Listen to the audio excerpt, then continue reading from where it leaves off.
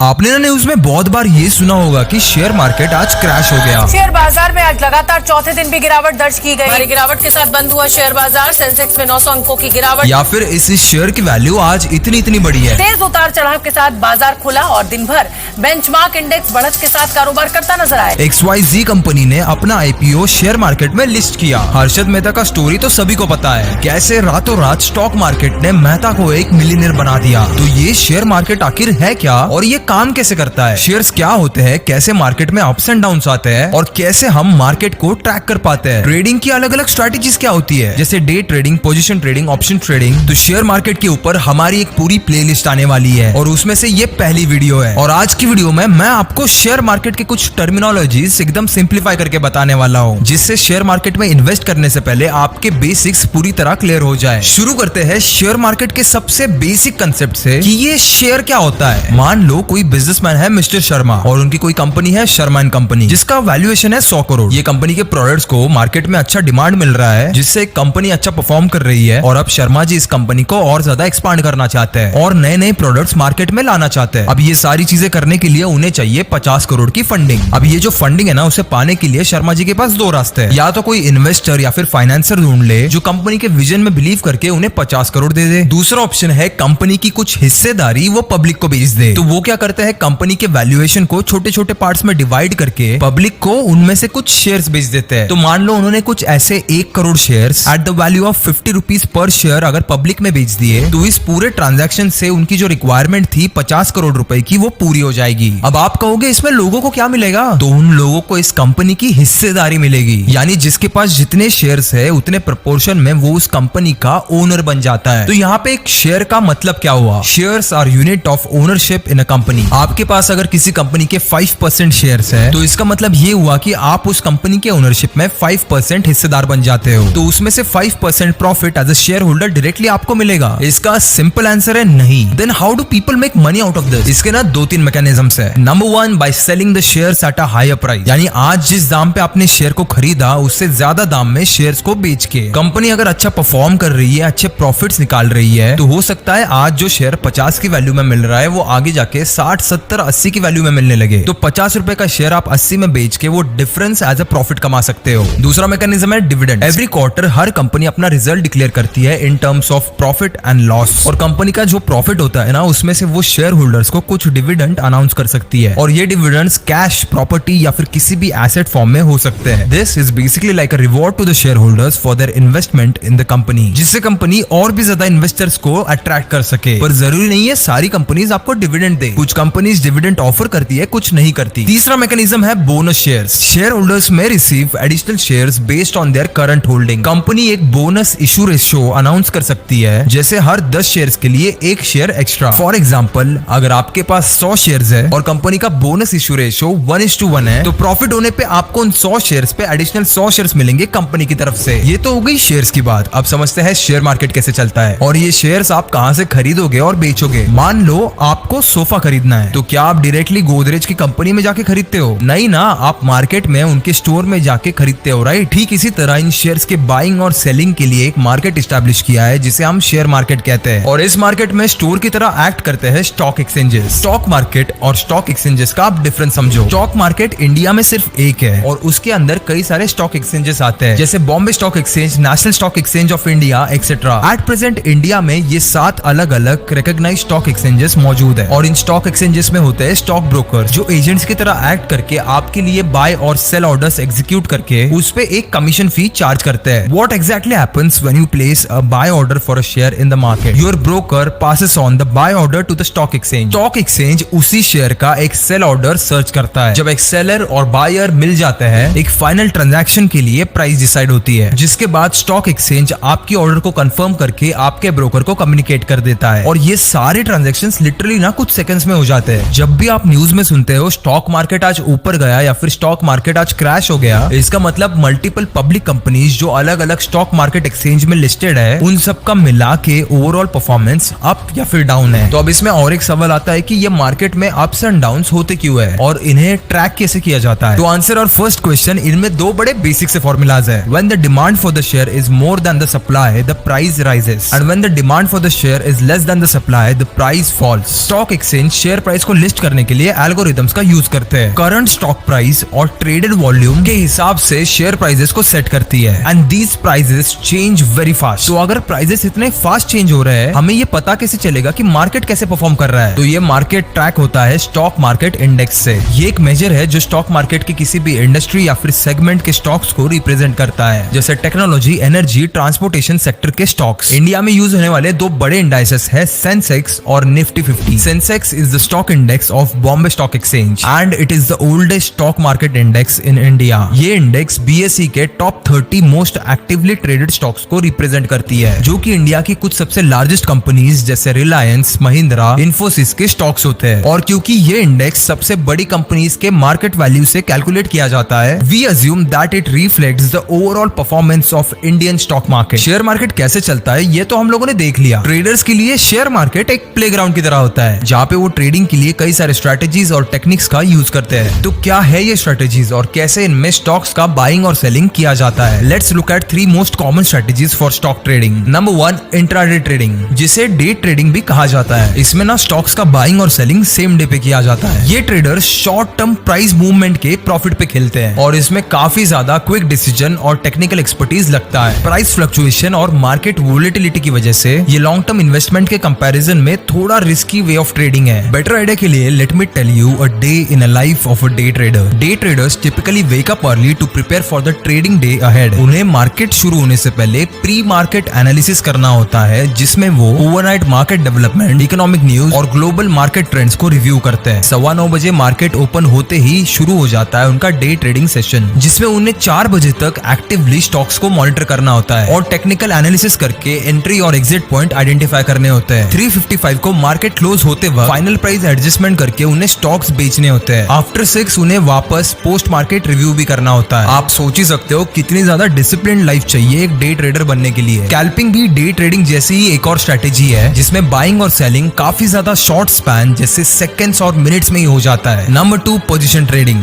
ये इसके बिल्कुल ऑपोजिट एक लॉन्ग टर्म ट्रेडिंग स्ट्रेटेजी है, जिसमें स्टॉक्स को एक लंबे समय तक यानी कुछ महीनों से लेकर कुछ सालों तक होल्ड किया जाता है। इसमें शॉर्ट टर्म प्राइस से ज्यादा लॉन्ग टर्म ट्रेंड्स पे फोकस किया जाता है। फॉर एग्जांपल, हम सभी को पता है कि एप्पल कंपनी कई सालों से बहुत ज्यादा तगड़े प्रोडक्ट्स को डिलीवर करती आई है। तो इस कंपनी के हिस्टोरिक ट्रेंड्स को देखते हुए हम लोग ये कह सकते हैं कि this company is well positioned for long term growth and future prospects. और लॉन्ग टर्म में इन स्टॉक्स को बाय करना प्रॉफिटेबल होगा। Number 3, swing trading. Swing trading ना शॉर्ट टर्म और लॉन्ग टर्म के कहीं बीच में आता है, जिसमें ट्रेडर्स मार्केट के स्विंग के साथ यानी अप ट्रेंड और डाउन ट्रेंड के हिसाब से शॉर्ट टर्म या फिर लॉन्ग टर्म में इन्वेस्ट कर सकते हैं। तो बस आज की वीडियो के लिए इतना ही। मैं नहीं चाहता कि आपके ऊपर एक ही वीडियो में मैं इतनी सारी इन्फॉर्मेशन डाल दूं कि आप उसे समझ ही ना पाओ। इसीलिए मैं स्टॉक मार्केट की सिंप्लीफिकेशन को एक सीरीज में बनाना चाहता हूँ और इस सीरीज का एपिसोड 2 बहुत ही जल्द आएगा। तो बस यही था आज की वीडियो के लिए। तब तक के लिए कीप इंस्पायरिंग।